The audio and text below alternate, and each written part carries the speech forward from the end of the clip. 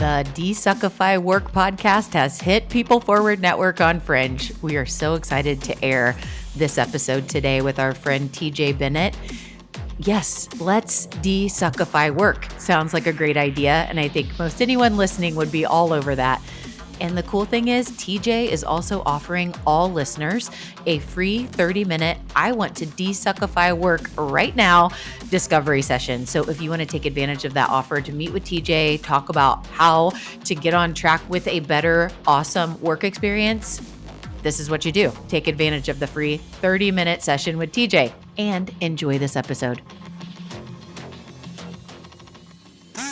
What kind of relationship should you have with the person who's trying to kill you? Quick, you don't have much time to think. Today's guest on the Desuckify Work podcast has an answer that may surprise you. He chose to treat his would-be killer with kindness and generosity. A disturbed young man, feeling lost and hopeless, opened fire on police officers outside a home in Las Vegas. Allyn Goodrich, a S.W.A.T officer, arrived on the scene with his team, ultimately helping to diffuse the situation. When the young man came out in cuffs, Allyn walked him to the officers who would bring him into the station. The young man said he wished he'd been shot and killed. But Allyn connected with him as a human being and shared his own perspective of how he deals with intense stress. He gave him the gift of compassion and understanding when it would have been easy to choose a different path.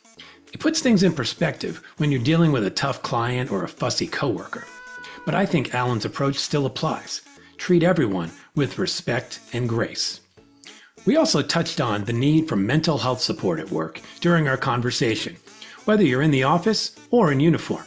We discussed the value of finding the good in any job, focusing on what you can control and showing up with pride in the work you do, no matter what it is. And we talked about Allyn's book, October Strong, which is one of the best I've read in quite some time. This was one of those conversations that changed me, no doubt. I think it may do the same for you.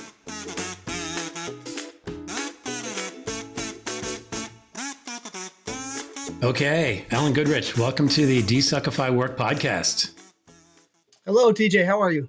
I am doing really well. I'm glad to have you on.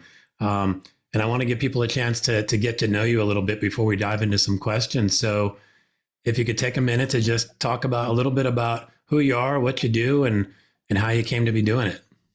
I appreciate the opportunity to be with you. My name's Allyn Goodrich. I'm a Las Vegas native, pretty much been around Nevada my whole life mostly.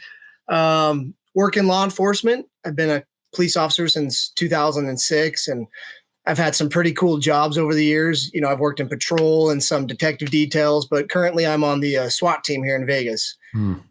Nice.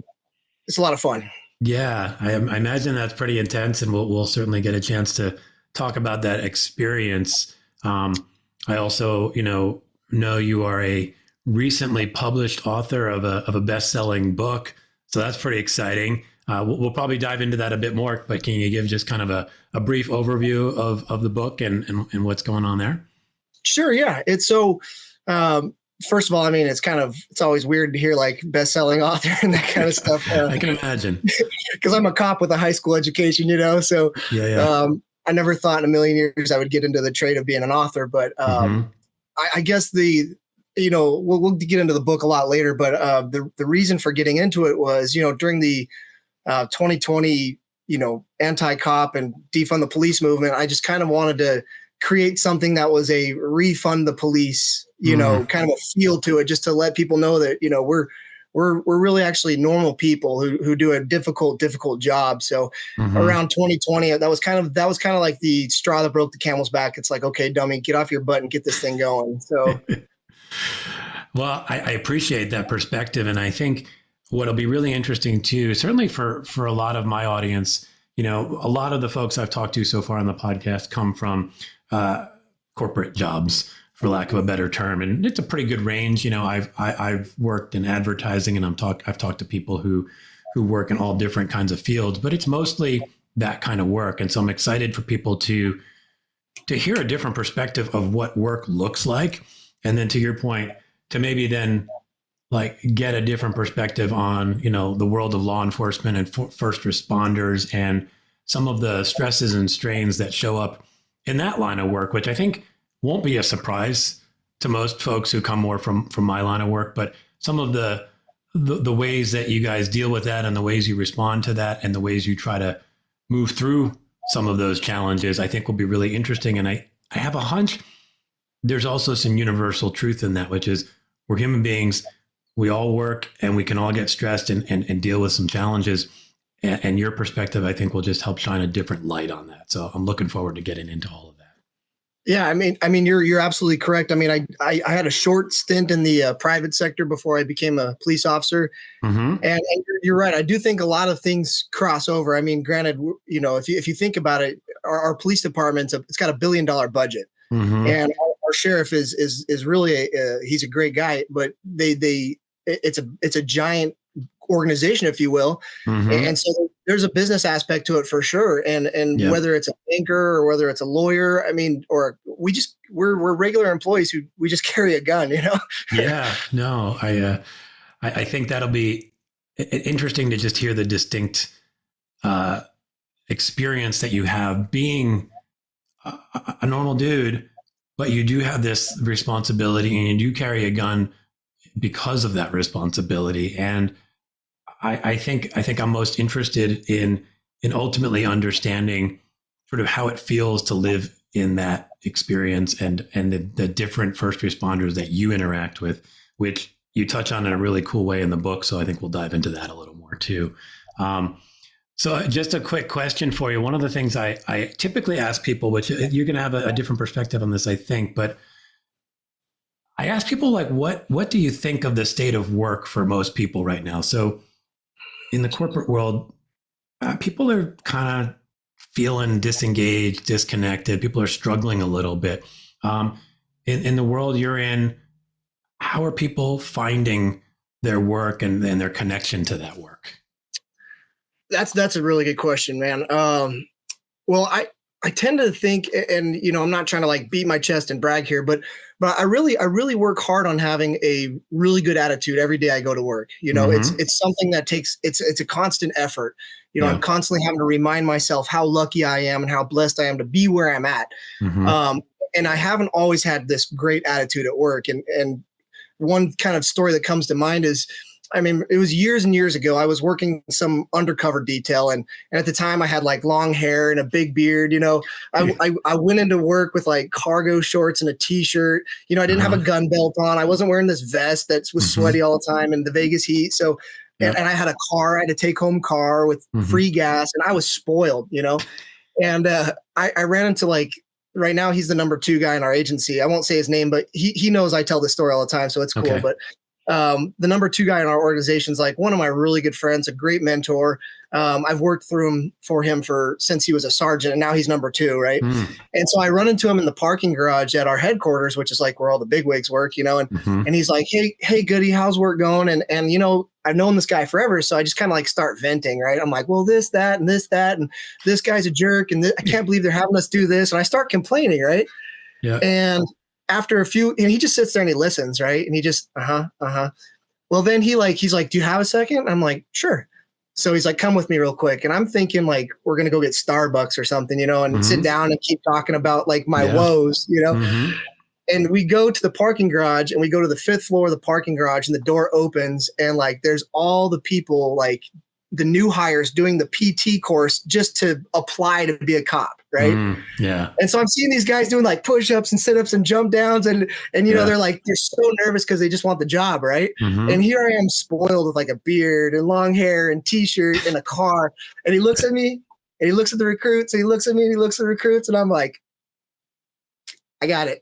Like, he's like, "Shut your mouth, dude. Go to work and have a better attitude." And from that, like really that moment on, it was really, and he probably doesn't know the impact that had on me because I really look up to the guy. But pretty much from that moment on, wherever I was at, I would get in my car and I would just like take a breath and look around and be like, "Holy crap, I cannot believe I have this cool job," you know? So it really was a paradigm shift. But to answer your question, it really came from a great leader. You know, so it takes great leaders to lead an organization and to get that, you know, to recognize the guy who's kind of down or maybe doesn't have the right mindset and to kind of point him in the right direction, you know? Yeah, no, it's funny because so much of what you said totally connects to what I've seen in any kind of work, which is people can kind of bitch and moan about their job. And there are real issues. I'm not dismissing that, but a great leader can help people shift their mindset, focus on the things that they can control, focus on the ways that they can show up and get better. And then, if there's something in the system that you think you can help make better, great.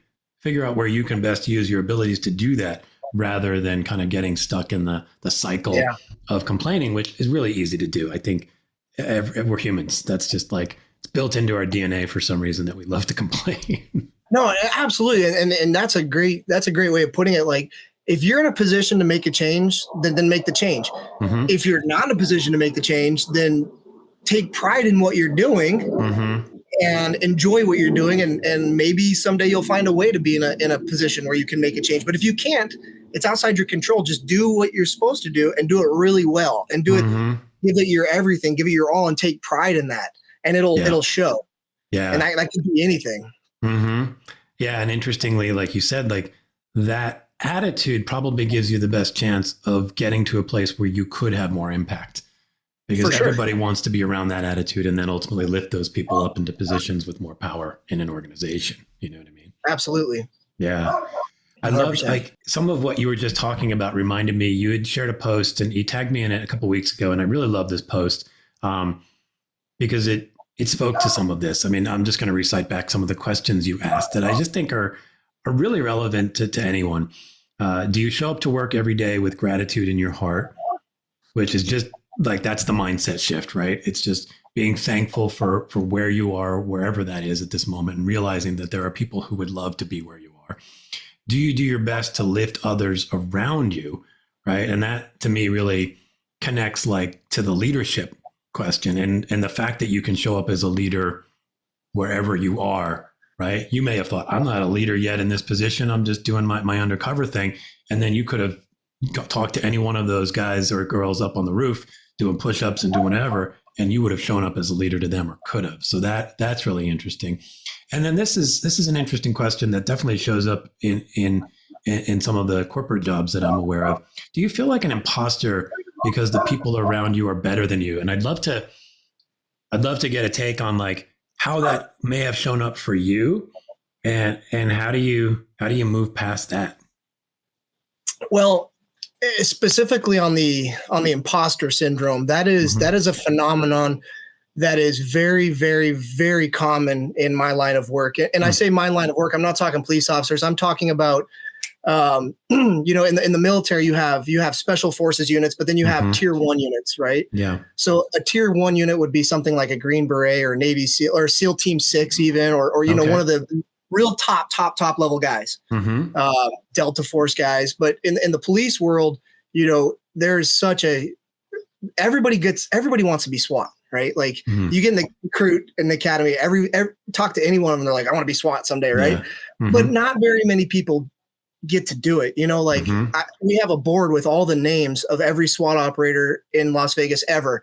And I think there's only like 250 maybe. Oh, wow. Okay. Ever. And we're one of the busiest teams in the country. Yeah. And so you show up to work and, like, everybody's like bigger, more muscles, better shooting, faster, stronger. And you're looking around these people and you're like, how in the heck do I belong here? Yeah. You know what I mean? Like, so the imposter syndrome really, I mean, I know that people talk about it shows humility, but I mean, truthfully, like, you look around at the guys you work with and you're like, yeah, I definitely snuck through the cracks because these guys are way better than me.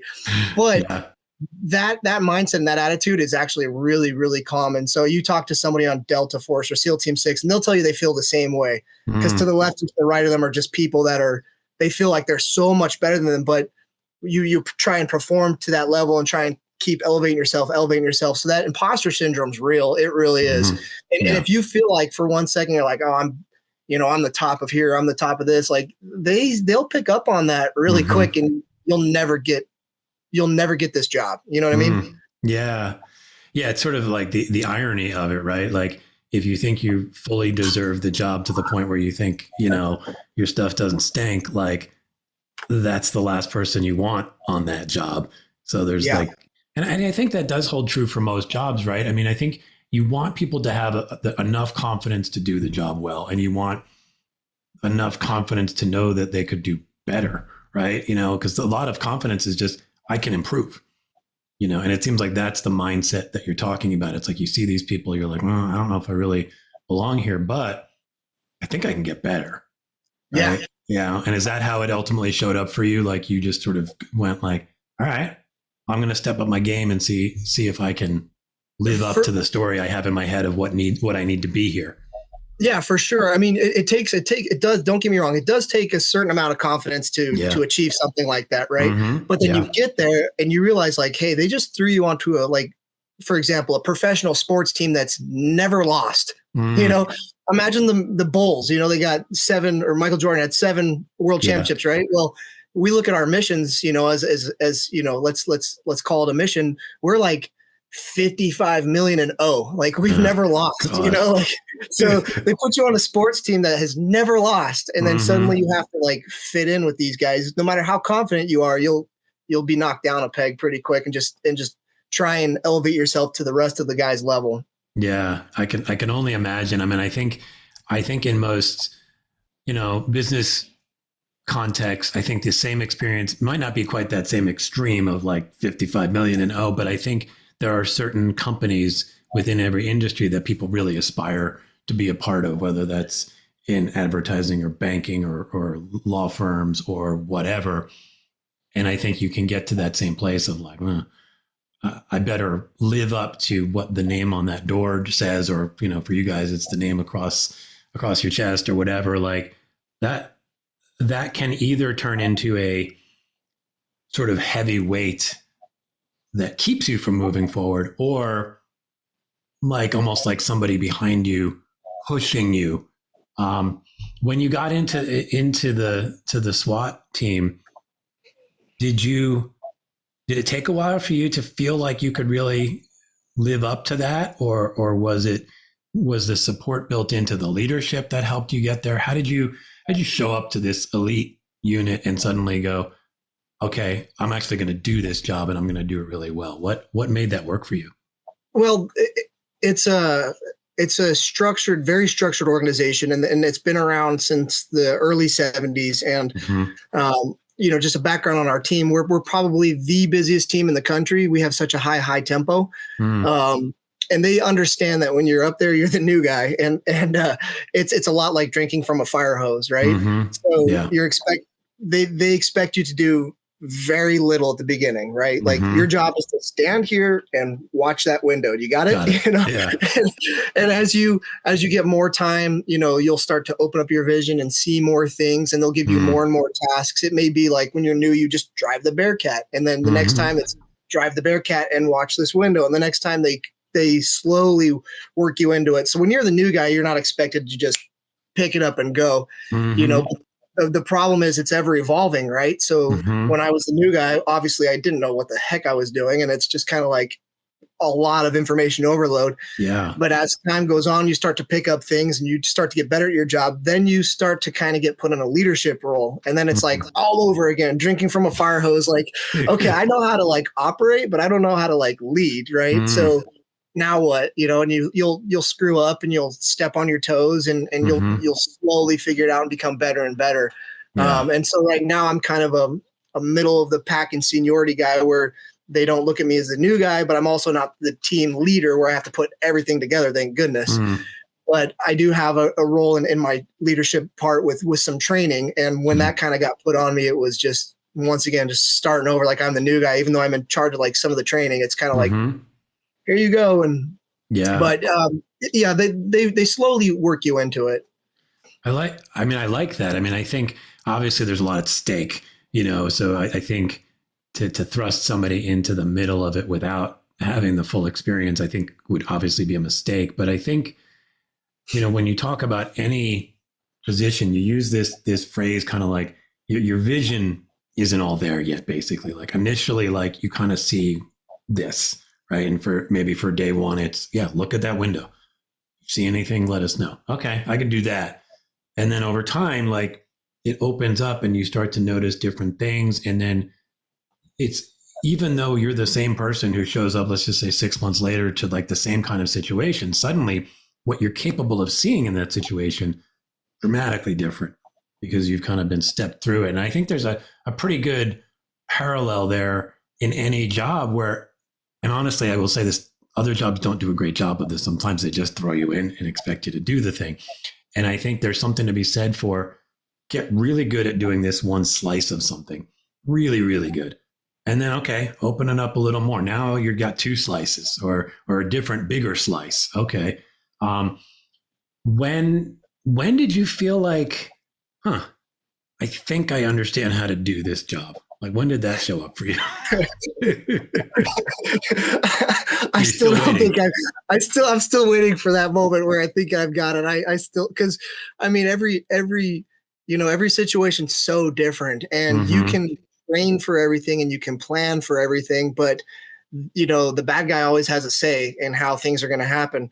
And so there's times where you're like, okay, this is going to go this direction. And then all of a sudden you're like, oh no, that's definitely not what I saw happening here, wow. But yeah, you're right. If your task is this, right? You're like, for example, in the corporate world, hey, I need you to staple these reports and set it right here. Well, then I'm going to staple it perfectly and I'm going to set it right there. And I'm going to do that so well that they're like, okay, that's awesome. Now we can give you one more thing. But I know I'm still waiting to figure it out. I still feel like a new guy, Yeah.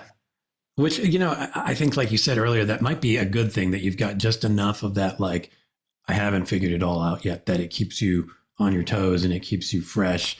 And I also think like there's something, and I'm curious how this maybe gets taught in your world. Like one of the things they'll say a lot in the business world these days is you need to be sort of nimble and adaptable and ready to handle change because the world around us is changing so fast. And I'm thinking, well, God, you guys are stepping into situations that even though they might sound the same sometimes on paper, can be vastly different. And you do need to be able to like adapt in a microsecond. How do you develop that ability in the context of the work that you're doing? And does that at least give you the sense of like, okay, no matter what crazy thing happens next, I've been through enough crazy things that I trust my instincts will sort of kick in because they've been trained well enough? Well, that's an excellent question. And maybe the answer could possibly relate to the corporate world. And I don't know, I'm maybe I'll take a seat someday at a corporate table and figure this out. But for us, it's with training, right? Yeah. So we train when we're not busy, we're training. And I'll give you an example. Like, let's say our job is to clear a room. Okay. So your job when you go to clear a room is you have specific guidelines and specific things we do, right? So I come into the room and I go left, and then my partner comes in the room and goes right. So there are things that we teach that are gospel, right? So you come in left, right. Now, if something happens during that time, they want us to be free thinkers, right? So I have my principles or my policies, right? My job is come in, go left, and then clear my room. My partner's job is go right and clear the room. But if something happens kind of weird, they do expect you to adapt to it right then. So if my job is to come in and look left, but then all of a sudden I see something I have to address right away, I can't just go in and look left. I have to address it, right? So they allow us to think on our feet. They want us to be free thinkers, but they do that through training. We're constantly training. Now, I don't know in a corporate world how you could evolve training scenarios into a corporate structure, but for us, the adaptability is through training, and it may be a tabletop exercise. I don't know, but yeah, they do want us to be free thinkers. We have guidelines that we have to fit, and we have rules that we have to follow, but those can change, and they do a lot. They do a lot. Yeah, I can only imagine. I mean, I would think, like you said, there's the on the fly adaptation, and then there's the okay, we assessed what just happened. Maybe there's a better way to do that thing next time. So that might change the policy of like, okay, we need you to do this and this next time because that'll have you better prepared for that weird result that we hadn't seen before, right? Yeah, and one thing that's also unique is every single situation that we run into, we do what's called a tactical debrief. So we stand in a giant circle, and if you're in that circle, no matter what rank you are, that rank is left outside the circle. Hmm. So we stand in a giant circle and we talk about it. And we do this for training scenarios. We do this for live missions. We do this for the bad, crazy missions. Mm-hmm. When the situation's over, we stand in a circle and the leader starts and says, and we go around the circle and you talk about what you screwed up. And it's generally not a pat each other on the back moment. It's like, hey, I went in this room and I tripped. Like, I'm sorry, and we go around the circle. And if you screwed up, no matter where you are in that structure, you have to take your pride and you set it aside and say, I screwed up. And then you learn from that. So those debriefs at the end are also something that we use to always improve ourselves over and over. Yeah, that's really interesting. I mean, I think in some of the jobs I've had, occasionally you try to do that. You try to look back and see like, what could we learn? But I don't think it's super structured the way you guys talk about. I also think in a lot of the business world, training has kind of become a victim of budget cuts over the years. It's the first and easiest thing to go. So a lot of people, I'm really at any level, you show up to a job and it's just, okay, start doing the job. And the training is occasionally you screw up and somebody will maybe tell you that you screwed up. And then you try to figure out how I could do it better, which it works, but it's super inefficient, right? Because it's almost like you may have to repeat the same mistake 10 times before you finally figure out the right way through, rather than having a more organized structure where it's like, let's go through and let's talk about it and let's get the benefit of different perspectives and experiences so that, oh, okay, I screwed that up, but here's how I can fix it next time. I think there's a kind of a lack of that in the business world. And there's definitely a lack of training. Like you said, I don't know what it would look like in relation to what you guys do, but I do think for any human being showing up to do a thing that you haven't done before, there's a lot of value in learning. And I think that's some combination of learning like through reading or watching stuff or people talking or whatever, and then doing things where you have that feedback loop, right? But in your world, a training exercise is basically like a simulation of the kind of experiences you might have, right?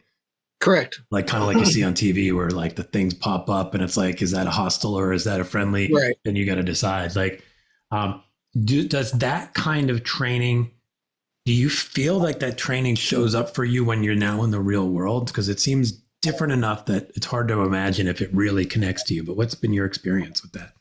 Well, that's an interesting question. And, I'll tell you about it without telling you too much about it. But, we get in a lot of shootings. We call our shootings critical incidences, if you will. Right.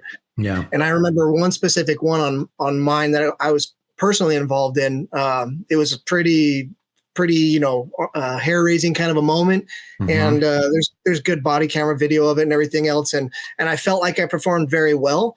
And when it was over, we were kind of walking out there. I walked straight up to our training coordinator and I gave him a giant hug. And I was like, man, that felt like just a training scenario, because we're trained so well that when the live thing actually happened, I did my job and I reacted how I would in training. And I walked out of there and I was like, I could not believe that just felt like another, what we call them a rep, right? Like one more rep. And I was like, that just felt like a rep, I could not believe how well our training coordinated to like real life, Yeah, that's awesome. I mean, I'm glad to hear that, obviously, because it shows that the training works, and it just makes me sort of double down on the fact that I think training is important for anyone in any position. And even if you're doing something that is quote unquote not real, it is that mental rep and maybe the physical rep, depending on the work you're doing, that is training your body and your mind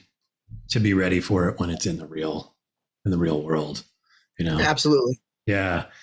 I'd love to shift towards talking about your book, because I think what your book does so well, and I love your book. It's I honestly, one of the better books I've read in a long time. And I'll tell you why as quickly as I can. I think one of the reasons is you tell a story in a pretty unique way.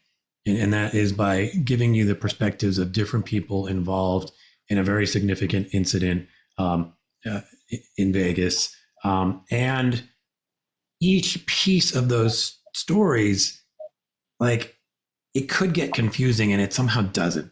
Like, every time you put the piece together from one story to the next, it's like, oh, that's cool.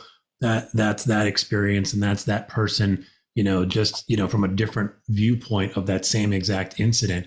And I also think you're just a really fantastic storyteller. Like, you really feel in these people's lives as you talk about, whether it's different first responders or people who are, on the ground, just living their lives, doing what they do until this scary moment happens. Each one of them, you allow people to feel that experience. What was it like creating that experience as a writer? Wow. I'm going to try and get through this without crying because first of all, thank you for reading it. I like, time is the most valuable thing we have in our lives, and you giving me your time by reading that, I can't even tell you what that means to me. It's surreal. It really is just a surreal feeling knowing that people are spending their time reading my words. Just, it's mind blowing. But that's awesome. Yeah, I'm a real big Tom Clancy fan. And if you read some of his stuff, he's like all over the place, right? But then it like comes together at the end. So that was my kind of style I wanted to copy, if you will. But to get into how it came to pass, basically, like I talked about, I was involved in a critical incident a few years ago. And when that happened, my personal life just took an absolute nosedive for the worst. And I was just spiraling out of control. And I tried to be tough, and I tried to, put on peacock feathers, and I'm a SWAT guy and I can handle it. But like mentally, I was not in a good place. It was really, really a dark time for me. And one of my really good mentors, he's a former Navy SEAL sniper. He was one of the SWAT snipers on our team. He saw the signs that was going on in my personal life, and he pulled me aside and he's like, dude, you are not doing good. But everybody else thought I was, right? And so he kind of pulled me aside and he said, hey, man, what helped me get through all my stuff is I wrote down the incident as detailed as I could. I put it in an envelope and I put it away and I never read it again. And so that's what I did. I sat home one day and I just opened up my computer and I just started typing. Well, I started typing the incident up, but I kind of wanted to tell it like a story so that my kids someday could read it, and be like, holy crap, dad went through this. Right. Wow. Very cool. And so I didn't tell it from my perspective. I kind of told it from a storytelling perspective. So I was just bawling tears as I'm just like writing this thing up. I'm just crying. Right. Yeah. It really helped avoid, the alcohol and the other stuff that comes with that. Right. So while I was home on administrative leave during that shooting, I would start to get in those really dark moments, and I would just sit at my computer and I just started like typing down stories, right, of things that I'd seen in my career. And for me, I got the most benefit personally out of writing like heartwarming stories, not like running gun battles and bank robbery shootings and stuff like that. I mean, there's a million cop books out there with that stuff in there, right? Yeah. And so I just started telling stories like are in the book, and I just started writing those down. And it felt so good to it was therapeutic, if you will, to just put these incidents out on paper. And then I started kind of thinking like, okay, so it felt really good for me to get these things off my chest and talk about these cool stories. But there's a second side to that story, right? So I have my perspective, but the people's lives who were blessed by something that a law enforcement officer or first responder did, I wanted to tell their side of the story too. And so people could see both perspectives of what it felt like to bless someone's life and also what it felt like to be blessed. And you're right, it does kind of bounce all over the place, and it does come together at the end during that October 1st incident. And I wanted to be very careful about that specific incident because I didn't want to give that guy a platform.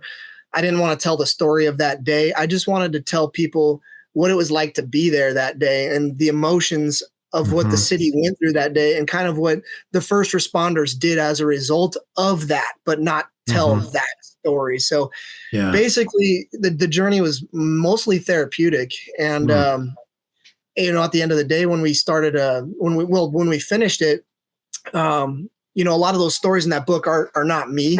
They're stories from somebody else. Yeah. And I just felt I knew there was going to be some money involved, and it just kind of felt gross to think about taking money for telling somebody else's story. So that's kind of how that came about. Right. And so you're actually donating all the profits from this book. Is that correct? Yep. 100%. Yeah. And that's to the Wounded Blue. Is that the name of the organization? Yeah. It's Randy Sutton's foundation, the Wounded Blue. And what is their mission? So the Wounded Blue is probably one of the largest, peer support groups that supports sick and injured officers that were injured in the line of duty. So Randy's a great man, and he's one of my top mentors. And that guy does nothing but serve people 24/7. He wakes up in the morning and thinks about everybody but himself. So wow. I just thought we could make him a bunch of cash and make his life a little bit easier and bless the lives of hurt cops. Oh man, I certainly, hope that more and more people read the book to both get the pleasure of reading the book, because it really is a pleasure to read, even though it covers some heavy subject matter. You do really tap into that raw humanity and some of that shared humanity that I think we lose sight of sometimes when you're dealing with some of the debates about stuff, whether it is debates about law enforcement or just politics or whatever. I think we can lose sight of the fact that there's so much connecting us. And I think that if there's one thing that people could take away from your book, it's that we are deeply connected, and what each person brings to the table matters, because it's going to have an impact on at least one other person. And in some cases, with some of the work you guys are doing, many people. So I really hope people take that away. And then wonderful, obviously, if it supports a group like that's doing something so important.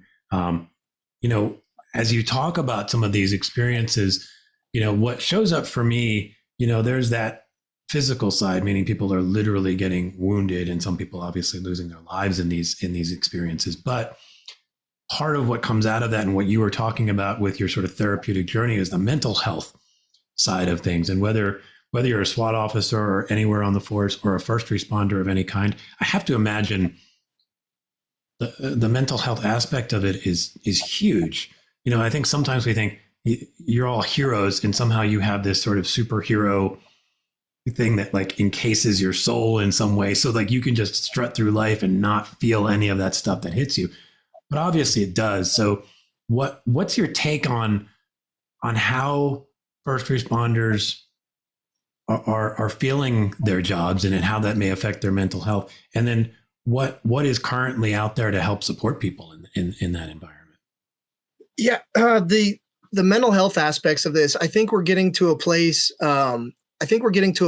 In, be it law enforcement, first responders, or even the military, for example, where all of these issues about mental health are really now they're really coming to a head. And I think we're getting to a place where my dad's Vietnam era, where they called it shell shock, and then it came on later as they just had different names for it, right?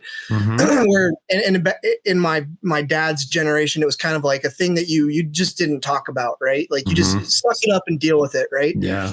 But that's not really beneficial. And I think we're getting to a point in society where people are talking about it more.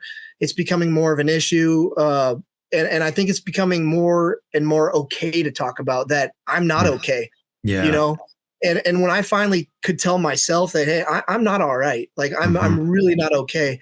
And for me, talking to a doctor, the psychiatry and stuff like that, it didn't help me. I know it does help some people. Yeah. It does have a benefit, but for me, it was not helpful. For me, it was just typing and telling my story and crying on my keyboard. Yeah. But it's come to a point now where I think it's okay that we can talk about these things that were not okay. And so, I'll give you a story. So we had a call out about a year ago or so, where this guy came out of his house and just started randomly shooting at police officers driving by. And then he barricaded himself inside of his house. This is the Reader's Digest version, obviously. And so we called and we responded. And when we got there, we kind of surrounded the house with our armor. And not very long after we surrounded the place, he comes out. And when he comes out, we put him in handcuffs and stuff, and I start to walk him back to the patrol cops. And while I'm talking to him, I just wanted to know if he was the guy that was shooting at us, or is there somebody else inside the house? So I was asking him like, hey man, was that you shooting at us and stuff? And he's like, I want my lawyer. And I'm like, I'm not talking to you to incriminate you, buddy. Like, I need to know, is there someone else inside that house? And then he just starts bawling. He's like, man, I just wanted you to kill me. Just kill me. Just kill me. And we're walking back to the police officers, and I stopped him and I turned him around towards me and I looked at him and I looked him in the eyes, and he's just like bawling tears. And I'm like, hey buddy, like, and this is when I just got back to work from dealing with all my stuff. Right. Oh, wow. I told this kid, I'm like, and he was probably like 19, 20.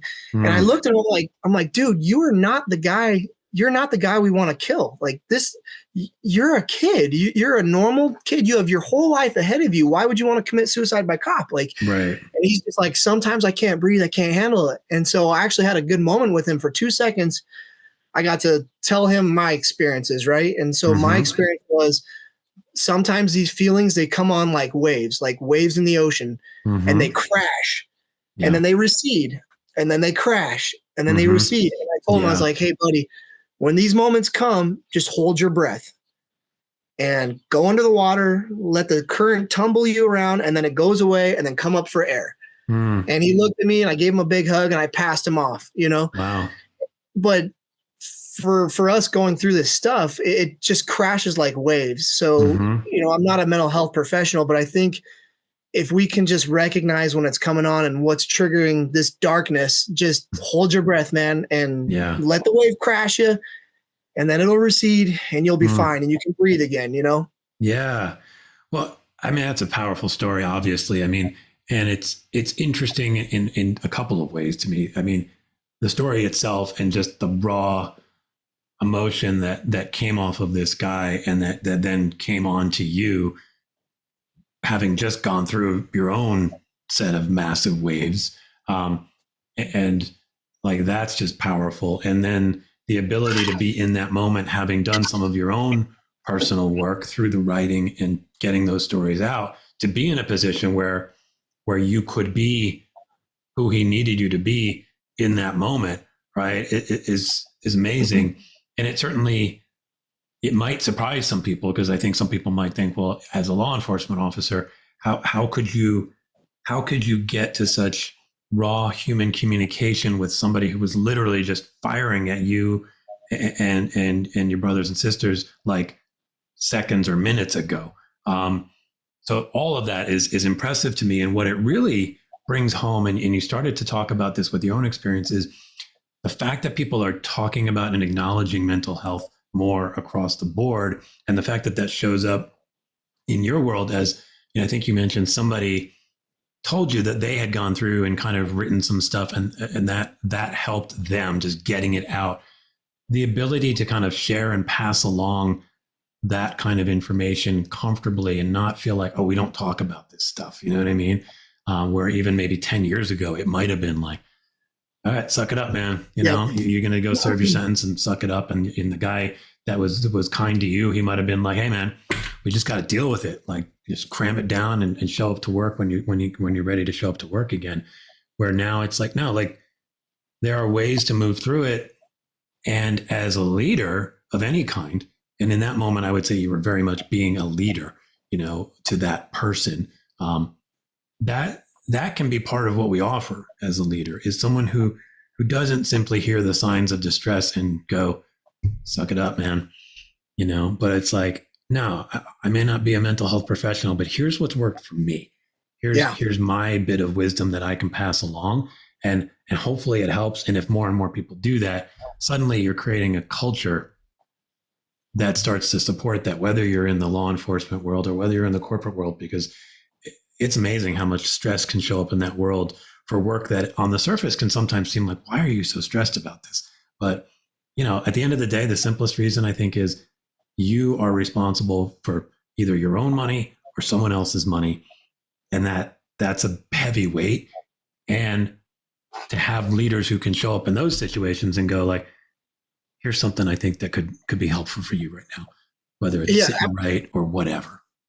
100%. And I remember listening to a Jocko speech one time, and he was talking about planning a mission for his SEALs, right? Mm-hmm. And so he's planning this mission for his SEAls, and he's got all this stress planning this raid on some compound, right? And his daughter comes into his room with like some project for school, like she's building a volcano with like vinegar and baking soda, right? And she's super stressed, and he was kind of like, if I remember right, and hopefully he doesn't get mad at me for telling his story wrong, but like he kind of like got short with her, but then quickly realized that the stress she's feeling and the stress he's feeling, it's actually the same stress. And whether you're being shot at or whether you have like a deadline to meet, your body reacts the same, and it's not that different. So I don't want to say that what we feel is different than somebody would feel in the corporate world. No, stress is equally unhealthy, right?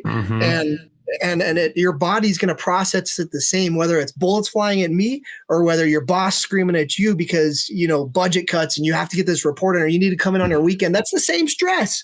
I know. And people have to find, you're right. People have to find, you got to find your outlet, right? For me, it was writing.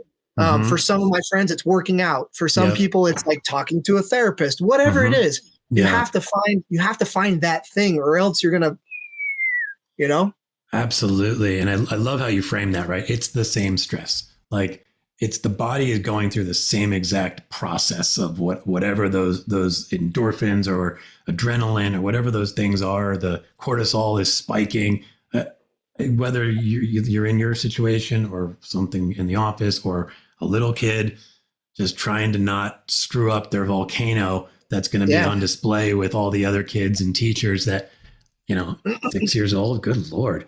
That's a lot of stress. So I think even just the acknowledgement that like stress is stress, like if it's depression is depression. And it's real no matter what the underlying triggers might have been for yourself. And that you need to find a way through it, and people need to get more comfortable talking about it. And what's interesting is I'm not even sure throughout the corporate world that there's the comfort level that we need just yet. Meaning, I think it's in there, like you said, the broad cultural conversation is shifting, and there's some room for acknowledging it. But I still think if you show up at work and you're stressed and you screw up, 9 times out of 10, you might not get the support you need. You might just get the slap on the wrist for screwing up or the better luck next time kind of thing, because we're not having these conversations enough to give people kind of that muscle memory, the same way we talked about how training gives you muscle memory. Having conversations about this stuff on a regular basis and being comfortable and not stigmatizing it and not being afraid of it, because I think that's at the root of it, is it's how you get those reps. And then it's like, oh, okay, I see that my employee is struggling. Here's what I think I can do to help them. I can coach them through this in this way or this way. And, I can say, are you getting the support you need? Simple questions, but like the difference that makes when you're feeling stressed or depressed is like night and day. Suddenly you feel acknowledged, and so much of that weight from that wave can start to dissipate just from that acknowledgement.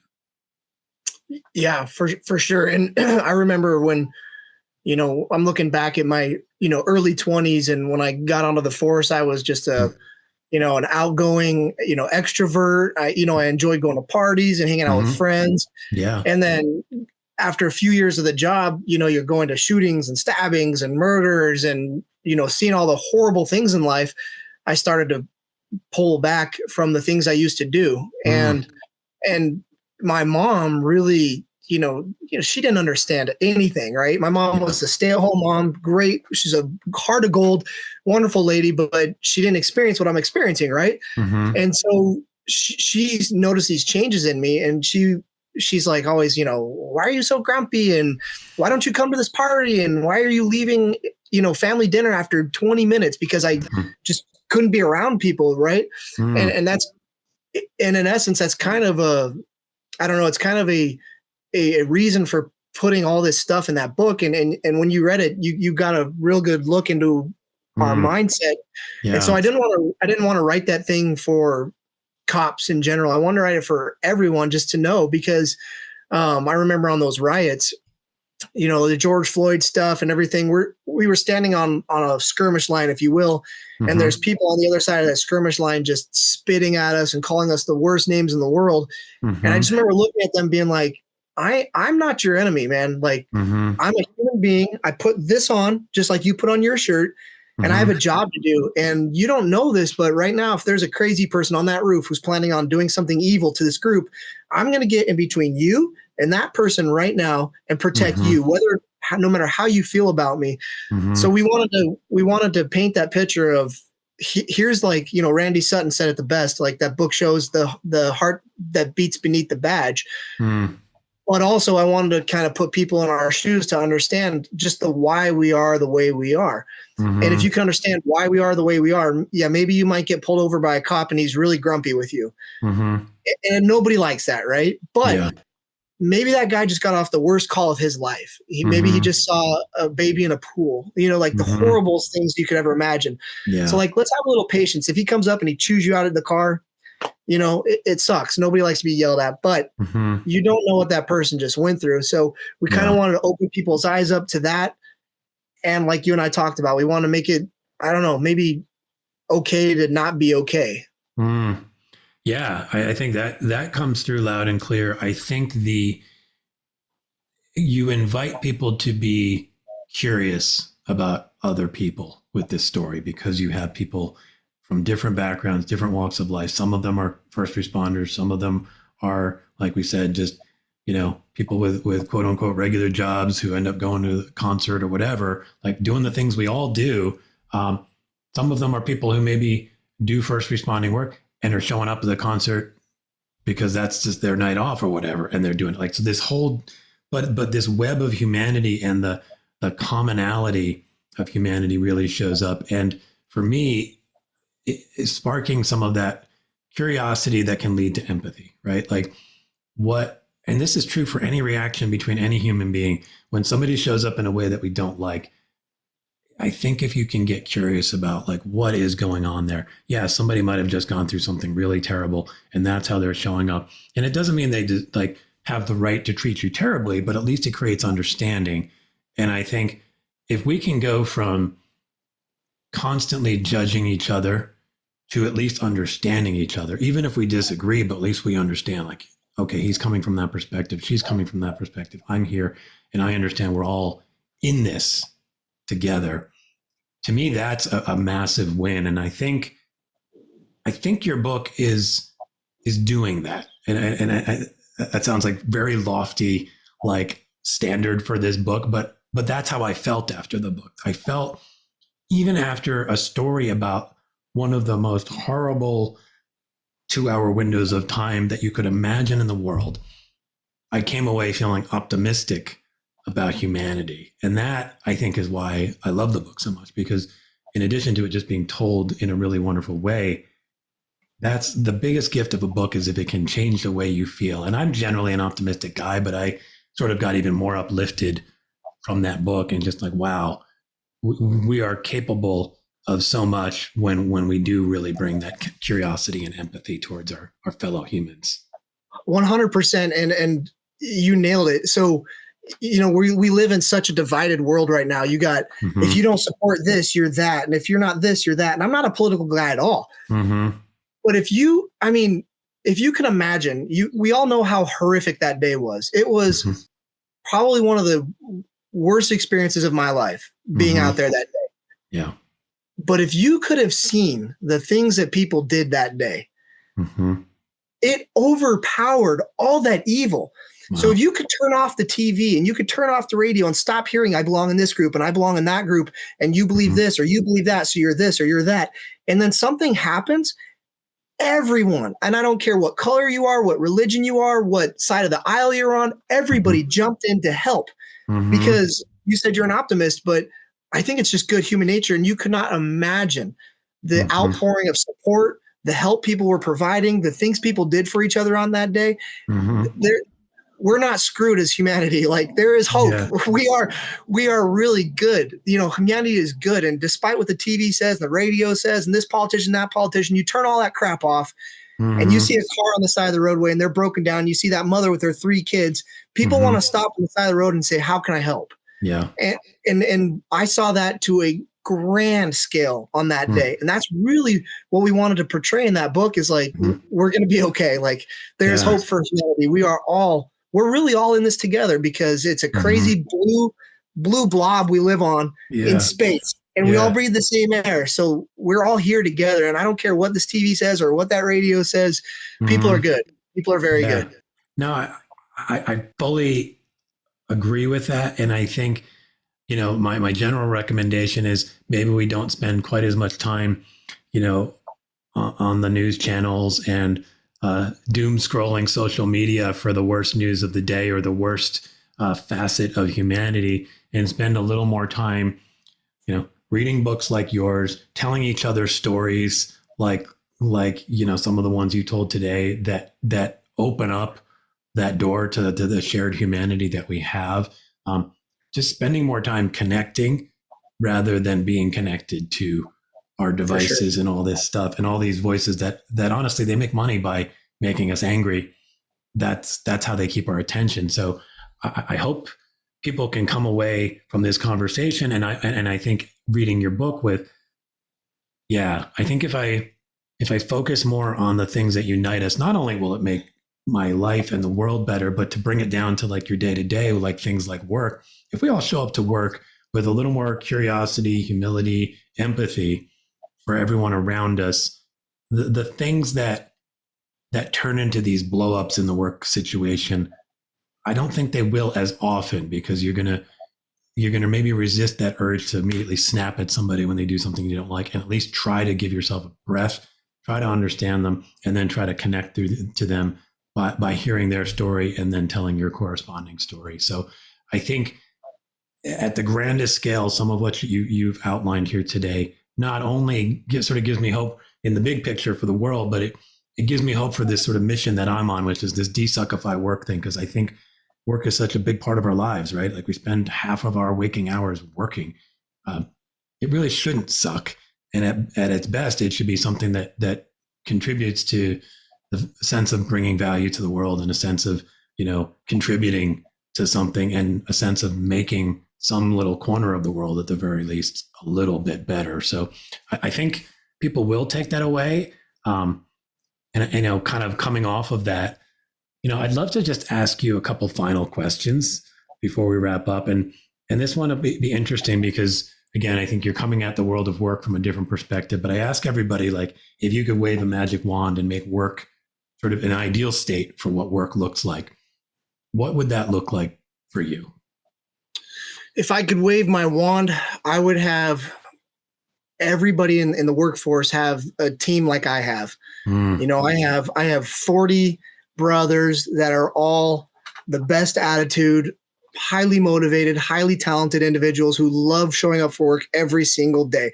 I have leaders who understand us, who have been in our shoes, and who are phenomenal leaders, from our sergeants, our lieutenants, our commander, and all the way to the sheriff and the undersheriff and assistant sheriff. I have right now, this is the most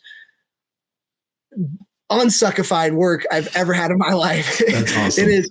If I could wave my magic wand, everybody would get to experience what I experience every single day, because I work with the most amazing people and the most leadership. So from the grunts on the floor all the way to the leadership, if I could wave my wand, everybody would experience what I experience. That's cool. And I think what's interesting is, like, there's really just a few core things that happen there. You talked about great leadership, and that's so much of it. And then I think great people, and for me, that shows up as like people who want to contribute to whatever the bigger cause is, to the values that the organization may hold, whether that's the SWAT team, or whether that's a business adventure, or whether that's, you're playing for professional sports team, whatever it is. I think when people show up and you all kind of believe you're headed in the same direction, trying to achieve the same things, sharing the same values, that's when you get there. It sounds like you've got that. That's amazing. And yeah, I wish that for everybody, because you want people to talk about work the way you just talked about it. Yeah. That's my dream. If I could wave a magic wand, I want people to when you say, what's your work like? They talk about it the way you just did, instead of the or pay me more. yeah, I wish or I I'm had more time frustrated, for am I lunch. getting promoted, or Yeah. or No. like there's no opportunity, or nobody values what I do. Like all those things, I think start with sort of owning what we bring to the table, and then good leaders help bring that out of us. The other question I ask people, and you tell me if you're up for it, but I use a lot of sound effects on my show. If you've listened to my show at all, like it's cat sounds and it's other goofy sounds. And I've asked people, if they're game, to just make a sound that, it'll probably show up in the intro to the episode if you are up for it. So tell me, are you up for making some kind of a sound? Yeah, when I read your email, I was like, what? But I did think of a sound. We had a lieutenant who just retired from our team who was probably one of the best leaders I've ever worked around, with the exception of probably my current lieutenant. And he had a saying. He said, be humble on the outside, Ric Flair on the inside. So I got a sound for you. Do you guys do the Ric Flair sound?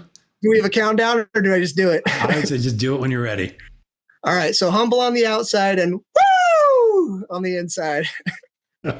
I love that.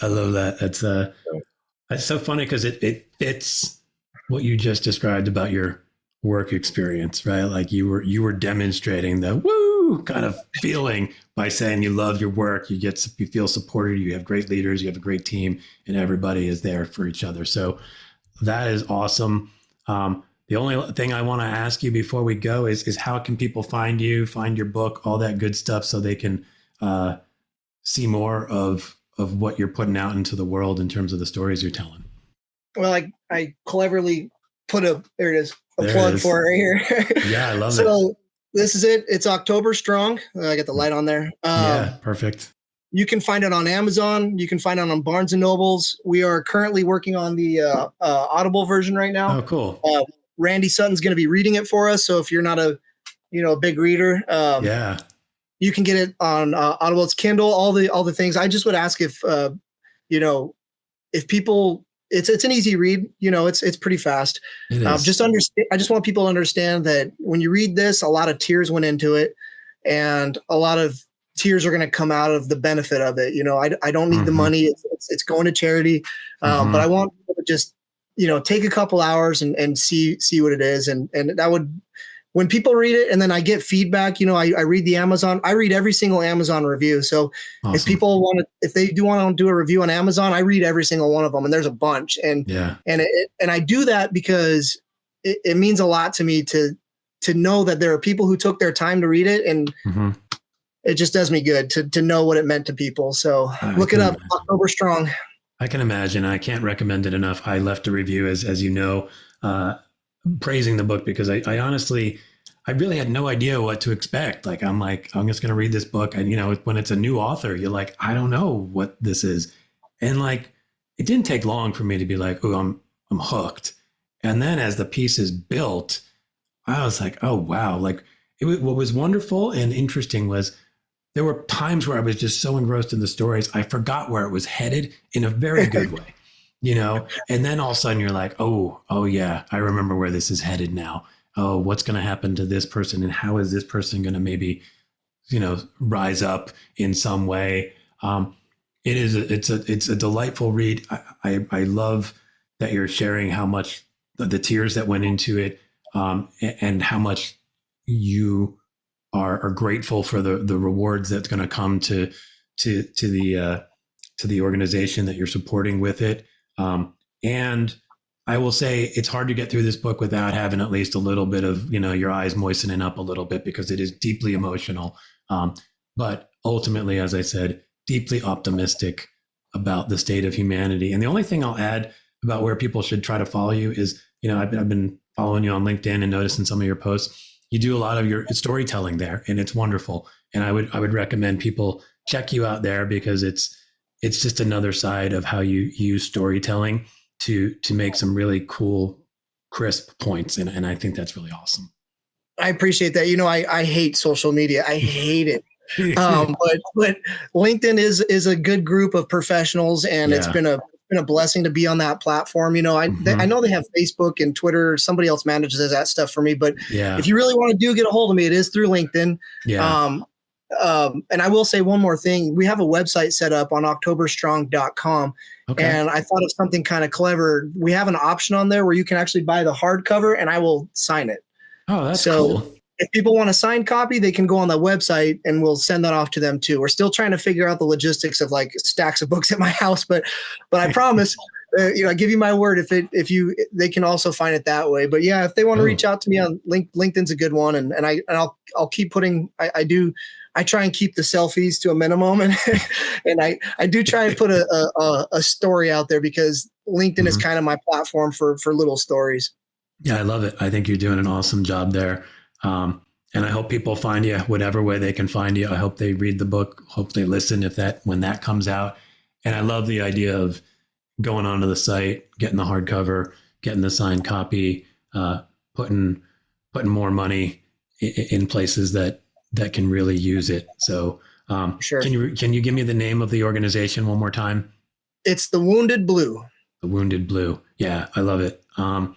Well, Allyn, I really appreciate you taking the time. This was a really fun conversation for me, really enlightening in a lot of ways. And I look forward to seeing you continue on your journey, both as a S.W.A.T officer and as an author, because I think there's more there. If you're game for doing it, I'd love to see where else your mind takes you with the written word. Okay. Awesome. I'll do it. All right. Thanks, Allyn. We'll talk to you soon. All right. Bye-bye. Bye-bye. Thanks, everyone, for checking out the DesuckifyWork podcast. And thanks to Allyn for bringing truth, courage, and compassion to our conversation. You can follow Allyn on LinkedIn, where he talks about leadership, teamwork, and a whole lot more. And you can find his book, October Strong, on Amazon, or check out octoberstrong.com for more details. All proceeds from the book go to the Wounded Blue, the nation's largest organization that supports officers who've been hurt or injured in the line of duty. If you listened to this show and thought, hey, TJ might be worth talking to about life, career, business, cats, etc., please reach out to set up a half-hour What the Heck is Coaching All About session. Thanks again for listening, everyone. Bye.